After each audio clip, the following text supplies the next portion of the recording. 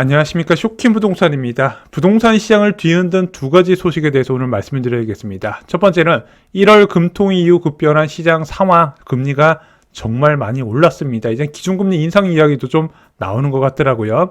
두 번째는 더샵 분당 센트로 청약 결과입니다. 지금 분당 지역과 성남 지역 그리고 수지구 지역에 적지 않은 영향을 줄 내용이라서 같이 정리를 드리도록 하겠습니다. 쇼킹 부동산의 실전 아파트 갈아타기와 부동산 투자, 유주택자를 위한 오프라인 특강이 1월 30일 토요일 오후 2시에 예정이 되어 있습니다. 2호선 강남역 도보 5분 거리에서 진행이 되고요. 4가지 주제로 진행이 됩니다. 아파트 갈아타기 핵심 정리, 타이밍과 추천 입지, 현실적인 대안까지 정리드리고요.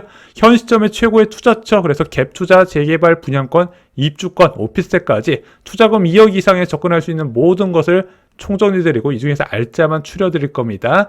자, 갈아타기와 주택수, 유택자의 많은 고민이 있죠. 어떤 것을 선택하는지 상황별 최적의 전략을 제시드리고요. 마지막으로 세금, 대출, 그리고 부자가 되는 길까지 쉽게 정리를 드리도록 하겠습니다. 1월 31일 다른 인생을 원하시는 유주택자분들께 적극 추천드립니다. 신청은 고정 댓글 확인해 주세요. 먼저 1월 금통위 결과 보겠습니다. 한국은행에서 기준금리를 5 연속 동결했습니다. 자, 5월 29일 5월 금통위 이후에 지금 5연속 동결이 나오고 있죠. 한때 3.5%까지 갔던 기준금리는 현재 2.5%에서 계속 유지가 되고 있습니다. 이번 기준금리 동결 누구나 예상을 했었죠. 자, 일단 1,400원 후반대의 불안한 환율, 한때 정부 개입으로 좀 낮아지는가 했더니 다시 치솟는 모습이 나타났어요. 두 번째는 반도체 중심의 수출 호조, 그래서 한국 성장률이 잠재 성장률 수준을 웃도는 수준으로 나오다 보니까 굳이 서둘러서 금리 인하할 필요성이 없어진 겁니다. 마지막으로 수도권 부동산 시장의 불안 지속도 한국은행에서 금리를 낮출 수 없게 만든 요인이 됐다는 거죠. 문제는 통화정책 방향 결정문이었습니다. 자, 11월에 통반문을 보면은 따라서 향후 통화정책은 금리 인상 가능성을 열어두되라는 문구가 있었단 말입니다. 하지만 이번 통방문에서는 그런 내용이 사라지고 따라서 향후 통화정책은 성장세 회복을 지원해 나가되 이런 식으로 문구가 바뀌어 나갔다는 겁니다. 한마디로 금리 인하 가능성이 삭제가 되다 보니까 이제는 인하 사이클이 끝났다는 이야기가 나오는 거예요.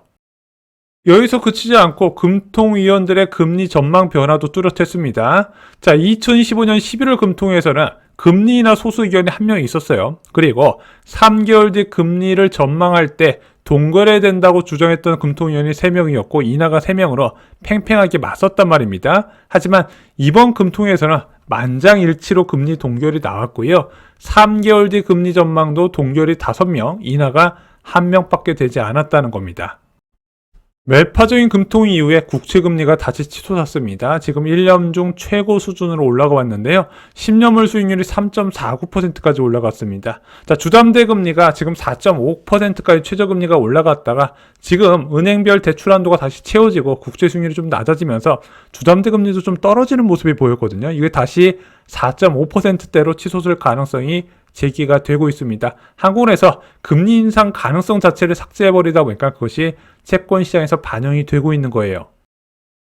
연내 기준금리가 동결이 될 것이다, 아니다, 인하 사이클이 종료가 아니다, 지금 증권가의 해석이 분분합니다. 자, 앞으로 기준금리 어떻게 될까요? 일단 대부분의 전문가는 연내 동결 가능성이 우세하다고 보고 있습니다. 그래도 일부 전문가는 4분기 1회 인하 여지도 있다고 이야기를 하는 상황이지만 그렇게 많은 비중을 차지하지는 않아요. 그래서 최소 올해 상반기까지 일단 금리 인하 기대가 소멸됐습니다. 상반기뿐만 아니라 3분기까지 보셔도 될 것 같아요. 그래서 올해는 금리적인 측면이 부동산 시장의 부양책으로 작년과 다르게 작용하지는 않을 것으로 보여집니다. 현재 통화정책에 가장 크게 영향을 미치는 3가지 요인이 있습니다. 첫 번째, 환율. 이번에도 이창용 총재가 자주 강조를 했죠. 제가 볼 때는 환율 안정 없이 금리 인하를 기대하기는 어려운 상황입니다. 두 번째, 시장 불안이 지속되고 있는 부동산이에요. 자, 어제 오후 2시에 발표된 한국부동산원 통계에서 다시 서울 아파트 상승률이 0.2%를 넘었습니다. 위험 수준이에요. 마지막으로 내수입니다. 자, 무작정 금리를 올리기에도 좀 내수가 좀 K 양극화라 해가지고 내수 시장은 좀 침체되고, 또 수출 산업 중에서도 또 반도체 중심의 강세는 나타나고 있는데, 또 화학이나 철강 같이 침체되는 산업도 분명히 있거든요. 제가 느끼기로는 좀 내수 시장은 좋지 않다, 저는 개인적으로 생각을 하고 있습니다. 그래서 이런 것들이 복합적으로 맞물려 있다 보니까 당장 한국 내부적으로 통화정책 방향을 정하기는 쉽지 않을 것으로 보여집니다. 제가 생각하는 하반기 통화정책의 키는 바로 미국의 통화정책입니다. 이것이 환율과 대한민국 통화정책에 영향을 줄 수밖에 없어요. 아무래도 흐름 자체는 같은 방향으로 가고 있지 않습니까? 자, 근데 이제 제롬 파월 의장의 임기가 이제 4개월 정도 남았습니다.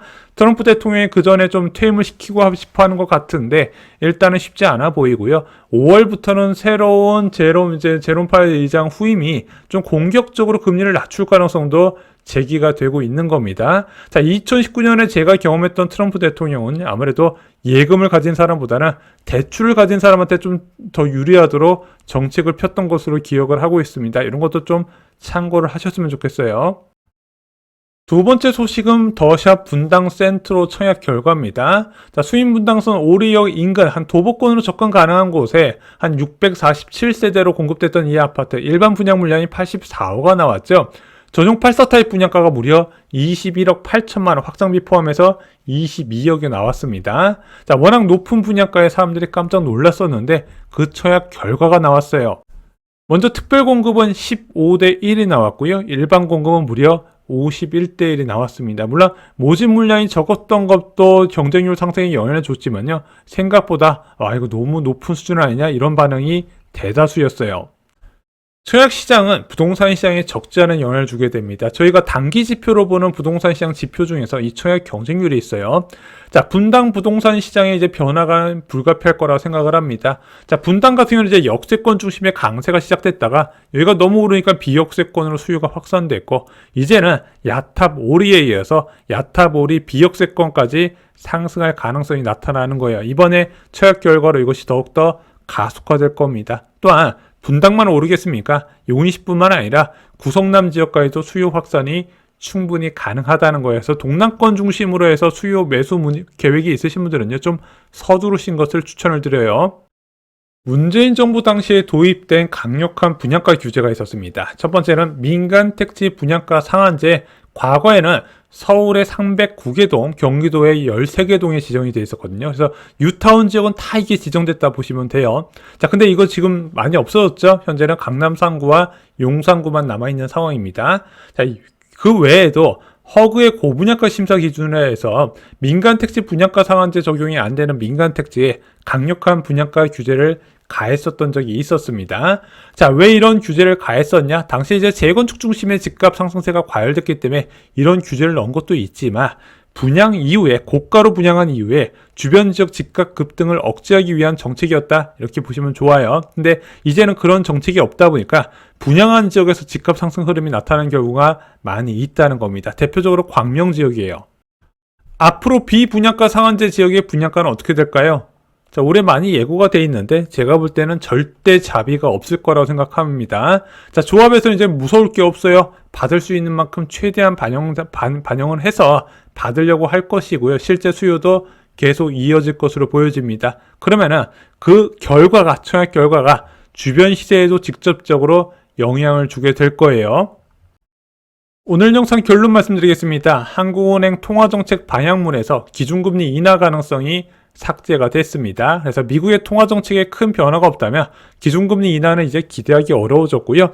그것을 반영한 채권금리가 치솟으면서 이제 부동산 대출금리가 더 올라갈 가능성이 생겼습니다. 자, 세 번째, 더샵 분당 센트로가 높은 분양가에도 청약 흥행을 이뤄냈습니다. 자, 그러다 보니까 분당 신도시와 그리고 주변 지역까지 수요 증가가 영향이 예상이 됩니다. 이런 점 참고를 하셨으면 좋겠습니다. 그래서 동남권에 매수 계획이 있는 분들은 좀 서두르신 것을 추천드려요. 오늘 준비한 소식은 여기까지입니다. 아파트 갈아타기와 부동산 투자 특강 신청 잊지 마시고요. 선착순 접수라서 신청이 마감되면 댓글은 사라지게 됩니다. 이상 영상 마치겠습니다. 감사합니다.